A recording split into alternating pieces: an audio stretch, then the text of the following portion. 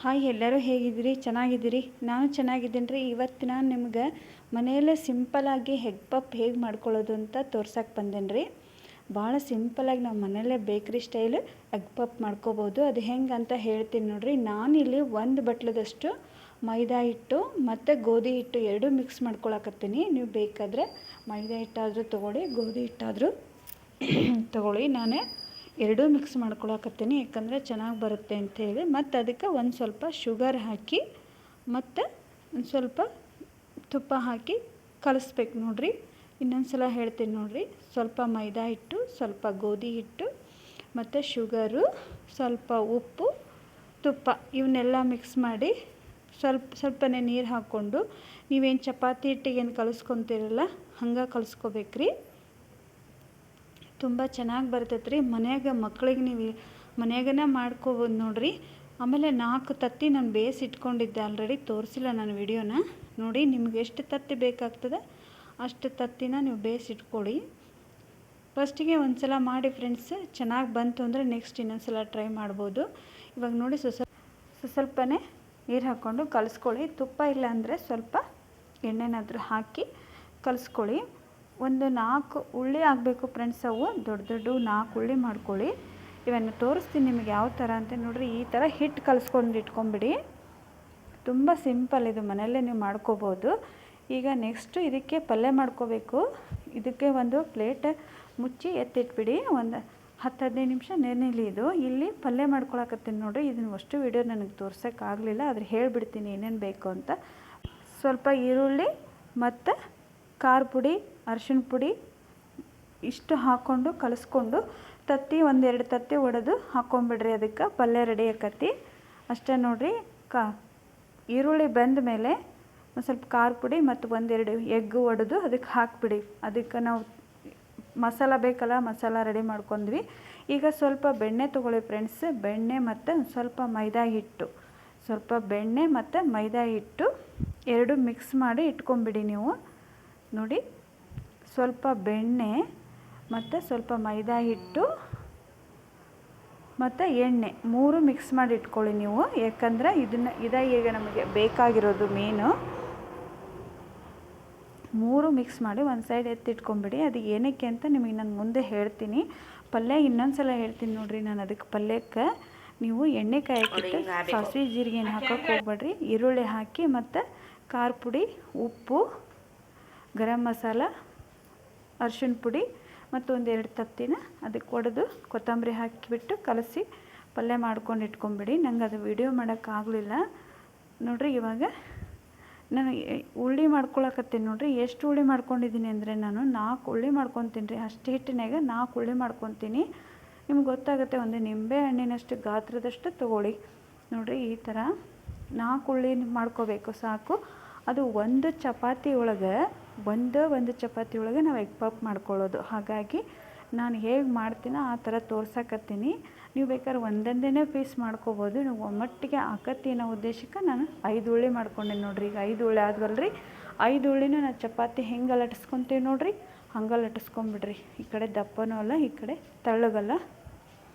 ನೋಡಿರಿ, ಈ ಥರ ನೀವು ಒಂದು ಸೈಡು ತೆಳ್ಳಗೆ ಒಂದು ಸೈಡು ದಪ್ಪ ಉದ್ದಿದ್ರೆ ನಿಮಗೆ ಎಗ್ ಪಫ್ ಮಾಡೋಕ್ಕೆ ಸರಿ ಆಗೋಲ್ಲ ಫ್ರೆಂಡ್ಸ್. ಅದನ್ನೇ ಹೇಳ್ತೀನಿ ನಾನು ಇನ್ನೊಂದು ಸಲ. ನೋಡಿರಿ, ಈ ಥರ ನಾವೇನು ಕಲಸಿಟ್ಟಿದ್ವಲ್ಲ, ಸ್ವಲ್ಪ ಗೋಧಿ ಹಿಟ್ಟು ಮತ್ತು ಮೈದಾ ಹಿಟ್ಟು, ತುಪ್ಪ, ಉಪ್ಪು, ಸಕ್ಕರೆ ಹಾಕಿ ಅದು ಫುಲ್ಲು ನೆಂದುಬಿಟ್ಟತ್ರಿ. ಚೆನ್ನಾಗಿ ಬರುತ್ತೆ ನೋಡಿರಿ. ಈ ಥರ 5 ಉಳ್ಳಿ ಮಾಡಿದ್ದೆಲ್ಲ ನಾನು 5 ಉಳ್ಳಿನೂ ಈ ಥರನ ಉದ್ಕೊಂಡು ಇಟ್ಕೊಂಡಿದ್ದೀನಿ ನೋಡಿರಿ. ಮಕ್ಕಳು ನಮಗೆ ಎಗ್ ಪಫ್ ಬೇಕು ಅಂದಾಗ ನೀವು ಮನೆಯಲ್ಲೇ ಮಾಡಿಕೊಡ್ಬೋದು. ಹಾಗಾಗಿ ನಾನು ತೋರ್ಸಕತ್ತೀನಿ ನೋಡಿರಿ. ಆವಾಗಲೇ ತೋರಿಸಿ ಪೇಸ್ಟ್ ಮಾಡಿದ್ವಲ್ಲ ನಾವು, ಸ್ವಲ್ಪ ಬೆಣ್ಣೆ ಮತ್ತು ಸ್ವಲ್ಪ ಮೈದಾ ಹಿಟ್ಟು, ನೆಕ್ಸ್ಟು ಎಣ್ಣೆ ಹಾಕಿ ಮಿಕ್ಸ್ ಮಾಡಿದ್ವಲ್ಲ, ಅದನ್ನು ಇದ್ರ ಮೇಲೆ ಸವ್ರ್ಕೋಬೇಕು ನೋಡಿರಿ. ಈ ಥರ ಸವ್ರ್ಕೊಂಡು ಮತ್ತು ಅದ್ರ ಮೇಲೆ ಇನ್ನೊಂದು ಚಪಾತಿ ಇಡಬೇಕು ರೀ. ನೀವು ಲಟ್ಟಿಸಿರ್ತೀರಲ್ಲ 5 ಚಪಾತಿನೂ ಇದೇ ಥರ ಒಂದ್ರ ಮೇಲೆ ಇಟ್ಟು ಅಷ್ಟು ಚಪಾತಿನೂ ಲಟ್ಟಿಸ್ಕೊಂಡಿರ್ತೀರಲ್ಲ ಇದೇ ಥರ ಇಡಬೇಕು ನೋಡಿರಿ. ಇವಾಗ ನೋಡಿ, ನಾನು ಇನ್ನೊಂದು ಇಡ್ತಾಯಿದ್ದೀನಿ. ಮತ್ತು ಇದ್ರ ಮೇಲೆ ಅದನ್ನು ಪೇಸ್ಟ್ ಹಚ್ಚಕತ್ತೀನಿ. ಪೇಸ್ಟ್ ಹಚ್ಚೋದು ಅಂದರೆ ಆಗಲೇ ತೋರಿಸಿನಲ್ಲ ನಿಮಗೆ ಆಲ್ರೆಡಿ. ಅದೇ ಥರ ನೋಡಿ, ತುಪ್ಪ ಮತ್ತು ಮೈದಾ ಹಿಟ್ಟು, ಬೆಣ್ಣೆ, ಮೈದಾ ಹಿಟ್ಟು ಮತ್ತು ಎಣ್ಣೆ 3 ಮಿಕ್ಸ್ ಮಾಡಿ ಇಟ್ಕೊಂಬಿಡಿ. ನೋಡಿ ಇದೇ ಥರ ನೀವು 5 ಚಪಾತಿನ ಹಚ್ಕೋಬೇಕು. ಒಂದ್ರ ಮೇಲೆ ಹಚ್ಕೊಂಡು ಅದು ಏನೈತಲ್ರಿ, ನೀವು ಸುಮ್ಮನೆ ನಿಮ್ಮದು ಗ್ಯಾಸ್ ಕಟ್ಟಿ ಇತ್ತು ಅಂದರೆ ಅದ್ರ ಮೇಲೆ ಉದ್ಕೊಂಡ್ರೆ ಇನ್ನೂ ಅಗರ ಅಂತ ಹೇಳ್ತೀನಿ ನಾನು. ಯಾಕಂದರೆ ಇದು ದೊಡ್ಡದಾಗಬೇಕು. ಹೌದ್ರೆ ನಿಮ್ಮದು ಉದ್ದೋದು ಲತ್ತುಗುಣಿ ಅಥವಾ ನೀವು ಯಾವ್ದು ಇರುತ್ತಲ್ಲ ಅದು ದೊಡ್ಡದಿದ್ದರೆ ಓಕೆ. ಇಲ್ಲ ಅಂದರೆ ಗ್ಯಾಸ್ ಕಟ್ಟಿ ಮೇಲೆ ದೊಡ್ಡದಾಗಿ ಉತ್ಕೊಂಡ್ಬಿಡ್ರಿ ನೀವು. ಇವಾಗ ತೋರಿಸ್ತೀನಿ ನೋಡಿರಿ, ಅದು ಭಾಳ ದೊಡ್ಡದಾಗಬೇಕು. ಯಾಕಂದರೆ ನಾನು ಇದರಲ್ಲಿ 5 ಚಪಾತಿಯಲ್ಲಿ ಇಷ್ಟನ್ನು ಹಚ್ಕೊಂಡು 6 ಎಗ್ ಪಪ್ ರೆಡಿ ಮಾಡ್ತೀನಿ ರೀ ಇದ್ರಾಗ ನಾನು. ಅದೇ ನೋಡಿರಿ, ನೀವು ಬೇಕಾದ್ರೆ ಒಂದೊಂದೇ ಮಾಡಿ ಸಹಿತ ಮಾಡ್ಕೋಬೋದು. ನಾನು ಈಸಿ ಮೆಥಡಲ್ಲಿ ತೋರ್ಸಕತ್ತೀನಿ ನಿಮಗೆ ಈ ಥರ ಹಾಕ್ಕೊಂಡು. ನೋಡಿರಿ ಈಗ 5 ಚಪಾತಿನೂ ನಾನು ಇದೇ ಥರ ಮಾಡಿ ನೋಡಿರಿ ಇದೇ ಥರ ಸವರ್ಕೋಬೇಕು ನೀವು. ಇದೇ ಇರೋದು ನೋಡಿರಿ ಫ್ರೆಂಡ್ಸ್. ಇದಾಗದೆ ನೀವು ಮನೇಲೇ ಎಷ್ಟು ಈಸಿಯಾಗಿ ಬೇಕರಿ ಥರನೇ ಮಾಡ್ಕೋಬೋದು. ಯಾವುದು ಓವನ್ ಬೇಡ ಮತ್ತು ಫ್ರಿಜ್ ಬೇಡ, ಯಾವುದು ಬೇಡ ಫ್ರೆಂಡ್ಸ್. ಮಕ್ಳಿಗೆ ಕೇಳಿದಾಗ ನೀವು ಮನೆಯಾಗ ಮಾಡಿಕೊಡ್ಬೋದು. ಇದನ್ನು ಭಾಳ ಅಂದರೆ ಭಾಳ ಚಲೋ ಬರ್ತೈತಿ. ಮತ್ತು ನೀವು ಮಾಡಿರಿ ಅಂತ ಹೇಳ್ತೀನಿ ನಾನು. ಪ್ಲೀಸ್ ಫ್ರೆಂಡ್ಸ್, ನನಗೆ ಇನ್ನೂ ಜಾಸ್ತಿ ಸಪೋರ್ಟ್ ಮಾಡಿರಿ. ಇನ್ನೂ ವಿಡಿಯೋ ಹಾಕ್ತೀನಿ ನಾನು.